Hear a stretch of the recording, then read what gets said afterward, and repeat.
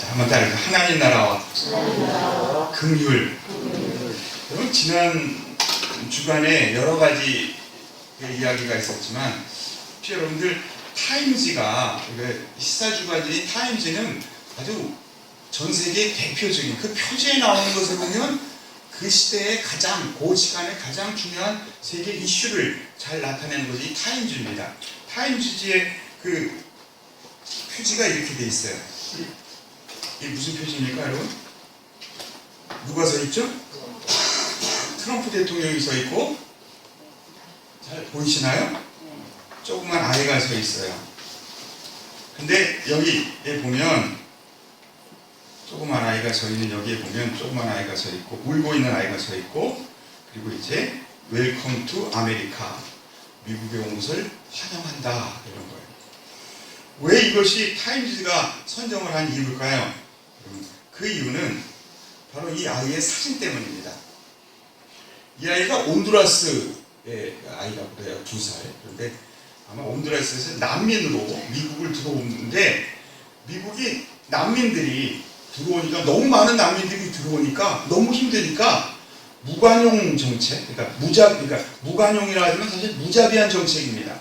왜냐하면 너무 많은 사람들이 오면 자기들이 감당할 수 없으니까 무관용 원칙이라는 것을 만들어 가지고 들어오는 즉시 부모는 부모대로 기소를 하고 자녀는 자녀대로 따로 이제 아이들을 따로 하는, 그러니까 무관용 정책을 펼치게 된 거예요. 근데 이때 이 엄마가 지금 옆에 서 있고 경찰이 엄마를 검문하는데 아이가 옆에서 우는 사진을 어느 사진기가 찍어서 올렸습니다. 그리고 이대로 있으면 되겠느냐, 불법 이민자들을 다 이렇게 아이들과 어머니를 다 분리시키면 그 아이들은 어떻게 될 것이냐, 그래서 모금을 시작했어요. 페이스북에 모금을 시작해서 모금액이 처음에는 $1,500를 모금을 요구했습니다. 그랬더니 이 아이의 눈물을 보고 이 사진을 보고 얼마가 모였냐면 몇만 달러요? 몇만 달러요?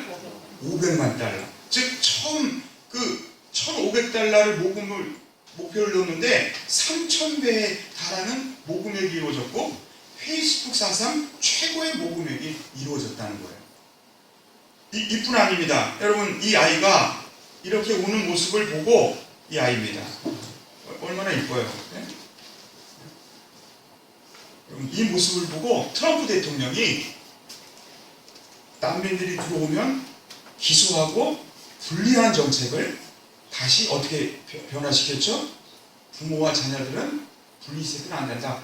뭐 해도 같이 놔둬라. 그래서 트럼프가 사인하는 것이 뉴스에 한번 나온 적이 있습니다.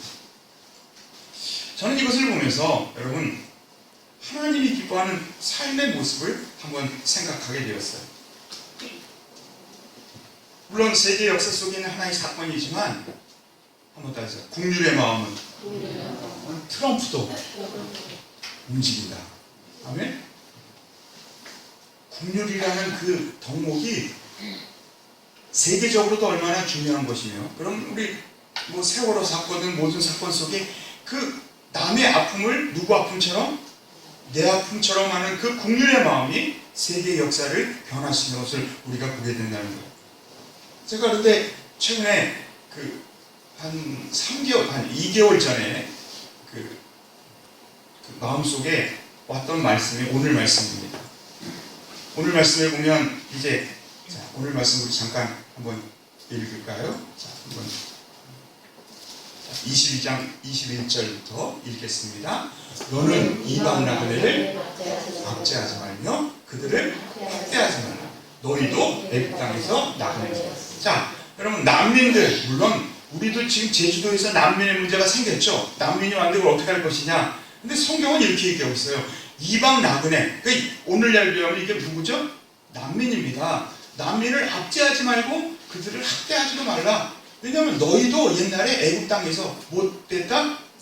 여러분, 우리도 광야 같은 인생 속에 뭐예요? 나그네입니다. 오늘 우리 찬양처럼 정말 광야를 지나며 우리가 살아가는 우리가 우리의 처지를. 그러면서 22절을 보면 제가 이 말씀을 한 3주 전에 보고 나서는, 야, 내가 이 말씀을 왜 못 받지 하는 그런 생각이 들더라고요. 우리 22절 우리 함께 있습니다.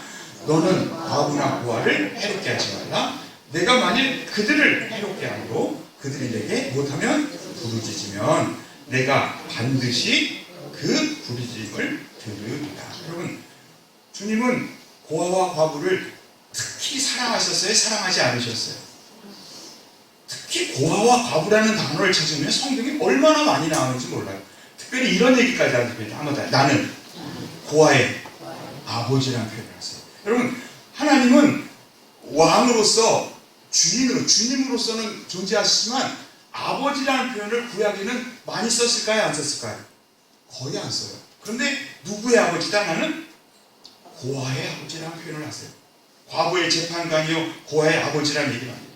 여러분, 그만큼 아버지라는 단어를 예수님이 씀으로 인해서 사두개인과 바리새인들 죽이려고 하지 않았습니까? 그런데 고아의 아버지라는. 자, 그런데 그 부르짖음을 드리리라는 말씀 뒤에 보면 24절 우리 함께 읽겠습니다. 나의 너를 맹렬함으로 내가 칼로 너희를 죽이니. 자, 너희 아내는 무엇이 되고? 과부가 되고 너희 자녀는 뭐가 되리라? 앞에 고아와 과부를 괴롭게 하면 너희가 고아와 과부가 되리라. 이것만큼은 내가 용서하지 않는다는 거예요.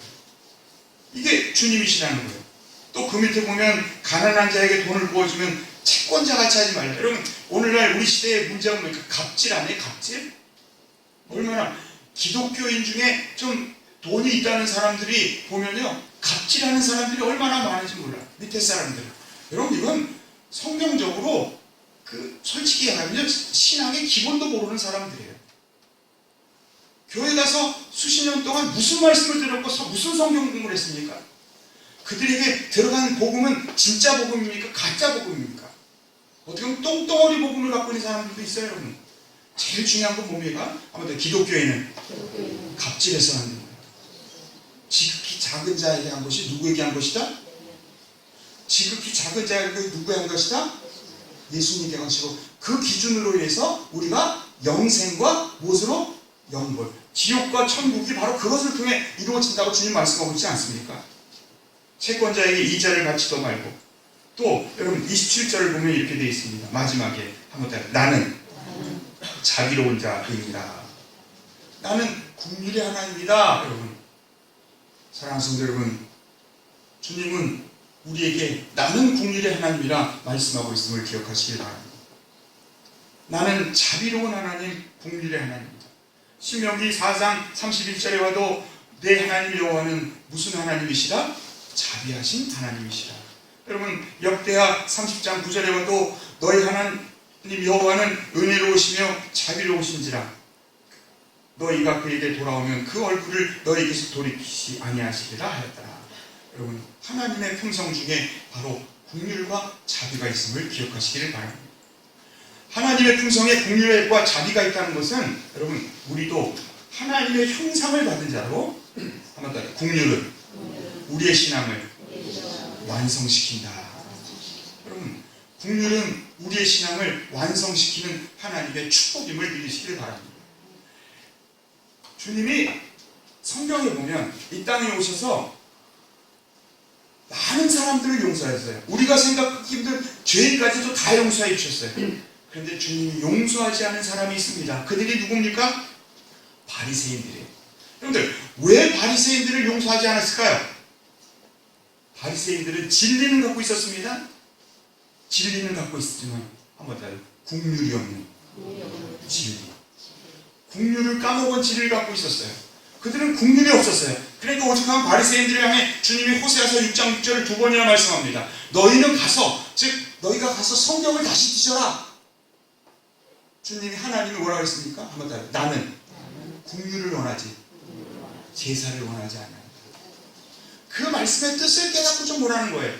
여러분, 그 말씀을 갖고 만약에 바리새인들이 돌아가서 그 말씀의 진짜 의미를 깨닫고 돌아왔다면, 자기들이 갖는 진리가 긍휼이 없는 진리였고 긍휼의 진리를 하나님이 원한다는 것을 알았다면, 여러분, 바리새인들은 예수님을 영접했고 결국 예수님과 함께 축복받았을 거예요. 그러나 그들은 끝없이 긍휼이 없는 진리를 붙잡고 살다가 결국 예수님을 어디에 못 봤죠? 십자가에 못 봤어요. 지지난주가 시편 85편을 보면 시편 85편 기자가 이렇게 얘기합니다. 이 땅의 하나님 나라 구원이 이루어지길 원합니다. 그러면서 한번 더, 정의와 무엇을 맞춤하고? 정의와 평화가 입맞춤하느냐. 그렇죠? 80편, 85편 10절에 보면 정의와 평화가 입맞춤하는 이 땅이 되게 하소서. 우리 시대에도 여러분 정의와 무엇이? 평화가 입맞춤하는. 근데 그 앞절에 보면 이렇게 돼 있어요. 한번 더. 인애와 진리가 만나고 이런 말이 있어요. 인애, 긍휼과 무엇이 만나요? 진리가 만난다 했나요? 여러분 진리를 찾는 사람들이 종종 실수하는 것이 있어요. 긍휼을 잊어버린 진리, 무자비한 진리. 이번 트럼프 대통령도 그러다가 혼에 날 뻔했죠. 여러분 진리를 찾되 하나님의 진리는 긍휼이 함께하는, 인애가 함께하는 만나는 진리라는 거예요. 자, 마태복음 9장 13절에 내가 긍휼을 원하고 제사를 원하지 않는다. 마태복음 12장 7절 내가 자비를 원하고 제사를, 이 뜻을 너희가 가서 제발 좀 배워갖고 와. 너희가 이것을 배우지 못하면 너희는 잘못된 진리, 긍휼 없는 진리, 결국 예수님을 십자가에 못 박고 하나님을 대적하는 진리에 설 수밖에 없다는 겁니다. 화이스 진저 외식하는 서기관 바리새인들이여, 너희들이 11조는 열심히 드리지만 율법에 더 중한 바, 즉 말씀에 정말 중한 세 가지가 있는데 한번 따라해주세요. 정의와 긍휼과 믿음을 버렸도다. 이것을 버리면 그게 온전한 믿음이 될 수 없다는 거예요. 우리가 여러분 구제는 마음속의 탐욕과 악독을 깨끗이 하는 방법이고, 구제는 하늘에 보물을 쌓는 방법입니다. 우리가 보통 부흥 때나 아주 자주 쓰는 표현이 있죠. 땅에 보물을 두는 것이 아니라 어디에 보물 둬라? 하늘에 둬라. 여러분 마태복음 9절을 가지고 얘기합니다. 근데 여러분 하늘에 보물을 쌓는 방법은 우리는 보통 교회 헌금으로, 그러니까 맞습니다. 교회 헌금도 틀린 건 아니에요. 교회 헌금을 하늘에 보물로 쌓지만 그 본래 의미는 이렇게 돼 있어요. 누가복음 12장 33절 우리 함께 읽겠습니다. 너희 소유를 팔아 못하여 구제하여. 구제가 하늘에 보물을 쌓는 방법이라는 거예요. 낡아지지 아니한 주머니를 만들라 곧 어디에 둔가? 하늘에 둔가. 다함이 없는 보물이니 거기에는 도적도 가까이 안 있고 좀도 먹는 일이 없는 일. 원래 하늘에 보화를 쌓는 방법은 그거예요. 구제하는 겁니다. 실제로 여러분 기독교뿐 아니라 유대교 또한 그 마호메트교도 정말 그들이 최선을 다하는 한 가지가 있어요. 바로 구제입니다.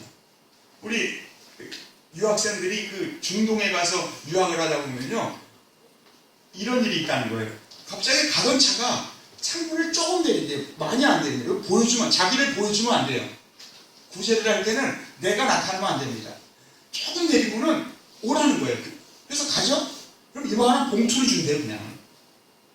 그럼 받아요. 그럼 그 안에 뭐가 들어있을까요? 뭐가 들어있을까요? 우리나라 같으면 받을까요? 안 받을까요? 큰일 나지, 이게 뭐가 들어있은 거예요. 근데 돈이요? 엄청나게 많이 들어요. 그래서 어느 유학생은 가서 그 돈을 갖고 자기가 살고 돌아올 정도의 돈이었대요. 그래서 이상해서 친구들한테 물었대요. 그랬더니 마호메트교는 그런 게 있대요. 구제를 하면 나중에 심판 때에 그 사람을 죄를 면제해 준다는 거예요. 구제. 그것도 남 모르게 구제해야 돼. 알게 하면 안 돼. 그러니까 길거리에다 아무에게나 주는 거예요. 그것이 구제의 길이요. 그것이 그들이 생각하는 알라에게 가까이 가는 길이라. 그럼 유대교도 마찬가지입니다. 째레카라 쓰여진, 공이라 쓰여진 저금통이 있어요. 공의를 실천하기 위해서 저금합니다. 그 저금은 누구를 위해서요? 가난한 자들을 위해서 쓰는 째레카라는 저금통이 있다는 거예요. 여러분, 우리 개신교의 전통 중에는 마틴 루터의 95개조가 있어요. 마틴 루터의 95개조의 특징은 뭐냐면 여러분 이런 거예요. 성전을, 베드로 성당인 성전을 중건하는 것이 중요하냐? 아니면 가난한 자에게 구제하는 것이 중요하냐? 여러분 뭐가 중요하죠? 자, 베드로 성당의 성전을 중건하기 위해서 중건하는 게 중요해요? 여러분 가난한 자를 구제하는 게 중요해요. 이게 마틴 루터의 종교개혁의 정신이에요. 이게 개신교의 정신인 거예요, 여러분. 한국교회가 이걸 잃어버리고 만 거예요. 마틴 루터, 요한 웨슬리의 마음속에 있었던 것은 너무 성전 중심이고 교회당으로 꾸미는 카톨릭의 모습이 너무 역겨우니까 그게 아니다. 여러분 이렇게 얘기하잖아요. 여러분 가난한 자를 구제하고 궁핍한 자를 구워주는 것은 면죄부는 뭡니까? 베드로 성당을 중건하기 위해 거기에 돈을 바치는 것보다 훨씬 선한 일이라는 것을 그리스도인에게 가르쳐줘야 한다. 자, 45권 우리 함께 읽겠습니다. 이웃이 괴로워하는 것을 보고는 곤채만치 하면서도 면죄부를 위하여는 돈을 바치는 사람들을 교황의 사제가 아닌 하나님의 무엇을 사는 것이다? 진노를 사는 것이라는 걸 그리스도인들의 교황은 가르쳐줘야 한다. 그 다음 절은요 더 무섭습니다. 만일 교황이 면죄부를 판매해서 즉 그렇게 해가지고 베드로 성당을 중건하고 싶으면 여러분 그러면서 얘기합니다. 자, 자기 양들의 가죽과 살과 뼈로 베드로 성당이 세워지는 것보다 차라리 이것을 못하여서 뭐 만든다? 여러분 교황이 이 말을 듣고 아주 거꾸로진 거예요. 요즘 이런 얘기하면 여러분 난리 납니다. 네. 자, 그러면서 베드로 성당을 팔아서라도 교황이 그리스도인들에게 가르쳐줘야 돼요. 이것이 바로 종교개혁의 정신인 거예요. 자, 한 번 더 해볼까요? 구제는 진정한 이웃사랑입니다. 우리는 하나님을 믿는 두 사람이 있죠. 하나는 누구를 사랑하고 하나님을 사랑하고 내 이웃을 뭐까지 사랑하라? 근데 여러분 그 이웃사랑의 정체가 뭡니까? 그 이웃사랑의 정체가 뭐예요? 하나님을 사랑하는 건 우리가 주님께 예배드리고 주님께 찬양하며 주님과 함께하며 주님과 동행하는 삶, 그게 좋습니다. 근데 여러분 이웃사랑의 정체가 뭡니까? 성경이 얘기하는 이웃사랑의 정체는 뭐냐면 한번 더 해보세요. 성경의 이웃사랑은 가난한 자를 향하고 있다. 오해하지 마세요 여러분. 나는 내 이웃들과 친하게 지내죠. 그 사람은요 세상 사람도 해안해. 그건 다 압니다. 내가 잘 아는 사람, 내가 친한 사람의 사랑, 그 이웃사랑을 얘기하는 게 성경은 네가 그런 사랑을 한다고? 아닙니다 여러분. 자, 오늘 저녁에 이것을 가지고 말씀을 드릴 텐데 레위기 19장 또 선한 사마리아인의 비유를 보면 선한 사마리아인이 여러분 어떤 사람을 구제해 줬죠? 지금 공경에 당한 죽음까지 감당하는 사람을 도와줬습니다. 그런데 그를 도와주는 이야기를 하면서 주님께서 이런 말씀하셨어요. 너도 어떻게 하라? 이같이 하라. 근데 여러분 율법사가 처음 질문했던 질문이 뭔지 아십니까? 어떤 율법사가 일어나 예수를 시험하여 그러되 선생님 내가 무엇을 하여야 무엇을 얻으리까? 영생을 얻으리까? 즉 영생 얻는 길을 얘기하고 있고 그때 주님이 누구처럼 이웃을 사랑하라? 선한 사마리아처럼 이웃을 사랑하는 자가 되어야 한다. 자비를 베푼 자입니다. 예수께서 너도 이와 같이 할 때 그럴 때 너에게 영생이 이루어짐을 말씀하고 있음을 기억하시기를 바랍니다. 마지막으로 여러분 한번 더 율법은 국률은 심판을 이기고 자랑합니다. 자, 오늘 야고보 2장 13절 오늘 말씀의 결론입니다. 우리 함께 읽겠습니다. 국률을 행하지 아니하는 자에게는 국률 없는 심판이 있으니까 국률은 심판을 이기고 자랑하느니라. 자, 이 땅에서 우리가 국률의 삶을 살아가지 못하면 결국 심판을 때 앞에서 못 없는 심판? 그럼 국률 없는 심판을 가지고 천국에 들어갈 수 있을까요? 없을까요? 자, 국률 없는 심판으로 천국에 들어갈 수 있는 사람이 단 한 사람이라도 있을까요? 없을까요? 우리 박영수 권사님 오늘도 기도하실 때 죄 많고 허물 많은 우리 그렇죠? 주님의 국률 없으면 하루도 살아갈 수 없는 우리가 아무리 잘나고 공로를 내세우고 아무리 우리를 깨끗이 해도 우리는 주님의 공로와 주님의 보혈의 능력 안에 살 수밖에 없는 우리임을 우리는 알고 있습니다. 여러분 중요한 거예요. 이 땅에서 국률을 행하지 아니하는 자에게는 무엇 없는 심판?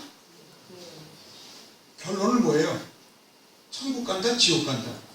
지옥 간다는 거예요 여러분. 그런데 그 다음 절에 또 이렇게 얘기합니다. 아무튼 국률은 무엇을 이기고? 심판을 이기고 자랑합니다. 이기고 자랑하는 여러분들 되시길 주님으로 축원드립니다. 그 말씀 뒤에 보면 이렇게 돼 있어요. 여러분 국률의 심판에 대해서 국률 없는 심판, 국률은 심판을 이긴다는 말씀 바로 뒤에 보면 이런 얘기가 연결되는 말씀 우리 함께 했습니다. 내 형제들아 우리 2장 14절 우리 함께 했습니다. 내 형제들아, 만일 사람이 믿음이 있노라고 행함이 없으면 모든 유익이 있으며 그 믿음이 능히 자기를 구원하게 하느냐. 자, 15절 우리 함께 읽겠습니다. 만일 형제나 자매가 헐 벗고 일용할 양식이 없는데 너희 중에 누구든지 그에게 이르되 평안히 가라, 덥게 하라, 배부르게 하라면 그 몸에 쓸 것을 주지 않으면 무슨 유익이 있으리요. 바로 뒤에 나오는 얘기가 그 얘기라는 거예요, 여러분. 바로 뒤에 나오는 얘기가 긍휼을 행하지 않는, 말로만 긍휼, 입으로만 긍휼하고 구제를 행하지 않는 삶은 그것은 행함이 없는 믿음이며 죽은 믿음이라고 말씀하고 있음을 기억하시기를 바랍니다. 말씀의 결론을 내립니다. 수원에 가면 성 빈센트 병원이라는 곳이 있습니다. 거기 갔더니 그 성 빈센트 병원이 만들어진 그 유래에 대한 이야기가 하는데, 이 성 빈센트가 아마 굉장히 가난한 자를 굉장히 사랑하는 마음이 아주 넘쳤던 모양이에요. 그래서 모든 곳에 가는 곳마다 성 빈센트 그 재단에서는 병원을 만들었어요. 그래서 성 빈센트의 그 글이 하나 있더라고요. 제가 그때 가난한 이들은 우리의 무엇이다? 주님이시오. 가난한 이들은 우리의 주님이시오. 여러분, 이것이 성 빈센트 드 폴 신부만의 이야기가 아니라 예수님도 이렇게 말씀하셨어요. 지극히 작은 자에게 하는 것이 누구에게 하는 것이다? 즉, 지극히 작은 가난한 자에게 하는 것이 예수님을 드리는 것이기에 가난한 자는 누구다? 우리의 누구다? 주님이라는 것. 여러분, 너무나 유명한 슈발처 박사가 이런 얘기를 합니다. 기독교 최대의 이단은 교리상의 이단이 아니라, 여러분, 교리상의 이단이 문제가 되는 것이 아니라 형제를 사랑하지 않는 것이다. 가난한 자를 돌보고 사랑하지 않는 그것이 바로 기독교의 최대 이단이다라는 표현을 하고 있어요. 니콜라이 베르자예프가 어느 책에서 쓴 것을 보면 참 이게 너무 은혜가 되더라고요. 우리 함께 읽겠습니다. 만약 내가 배가 고프면 그것은 물질의 문제이다. 그러나 내 이웃이 배가 고프면 이것은 무슨 문제이다? 무슨 뜻인지 아시겠어요? 내가 배가 고픈 것은 물질의 문제입니다. 물질로 끝나는 문제, 내 육신의 문제로 끝나는 거예요. 그런데 여러분, 내 가난한 자가 옆에서 배고픈 사람들을 보고 있으면 그것은 무슨 문제라고요? 영적인 문제, 즉 하나님과 나와의 관계의 문제라는 거예요. 내가 그것을 대처하지 못하고 지극히 작은 자에게, 여러분, 양과 염소의 비유해 보면, 자, 지극히 작은 자가 배고플 때, 옥에 갇혔을 때, 병들었을 때, 6가지의 상황이 있습니다. 그때 그들을 돕지 않으면 그들은 염소가 되었어요. 이것은 영적인 문제라는 거예요. 하나님 앞에 내가 바로 서 있느냐, 바로 서지 못하느냐, 저것을 통해 천국 가느냐, 안 가느냐, 영적인 문제가 바로 이거라는 거예요. 사랑하는 성도 여러분, 말씀의 결론을 내립니다. 한번 따라해 보시죠. 긍휼은 무엇을 이기고? 심판을 이기고 자랑하느니라. 여러분, 긍휼의 훈장을 통해 심판을 넉넉히 이기는 여러분, 또한 그뿐 아니라 그 긍휼을 통해 자랑의 거리가 되는 아름다운 성도들이 되시길 주님으로 축원드립니다. 기도하겠습니다. 사랑하는 주님, 감사합니다. 오늘도 귀한 말씀 속에서 하나님 나라와 긍휼에 대해 우리가 말씀을 통해 배우게 하시니 감사합니다. 주님, 고아와 과부를 사랑하시는 주님, 나는 고아의 아버지라 말씀하고 과부의 재판장이라 하셨으며, 고아와 과부를 핍박하는 자를 반드시 내가 그를 징책하리라, 책망하리라, 내 칼로 치리라, 그 무서운 말씀 앞에 서게 됩니다. 주님, 지극히 작은 자에게 안 한 것이 예수님께 안 한 것이요, 지극히 작은 자에게 한 것이 예수님께 하셨다는 그 말씀을 기억하며 우리가 정말 긍휼의 사랑의 마음을 가지고 하나님의 진리만을 쫓는 자가 아니라, 긍휼 없는 진리를 쫓는 자가 아니라, 바리새인 같은 신앙이 아니라 긍휼의 진리를 쫓는 아름다운 성도들 될 수 있도록 인도하여 주시옵소서. 특별히 긍휼은 심판을 이기고 자랑한다 약속하여 주셨사오니, 정말 이웃을 향한 긍휼의 사랑을 통해, 어렵고 가난한 자를 사랑함을 통해 우리가 하나님을 더욱더 기쁘시게 하는, 하나님의 자랑거리가 되는 아름다운 성도들 될 수 있도록 인도하여 주시옵소서. 이 모든 말씀 주 예수 그리스도의 것들을 간절히 기도드리옵나이다. 517장 찬송합니다.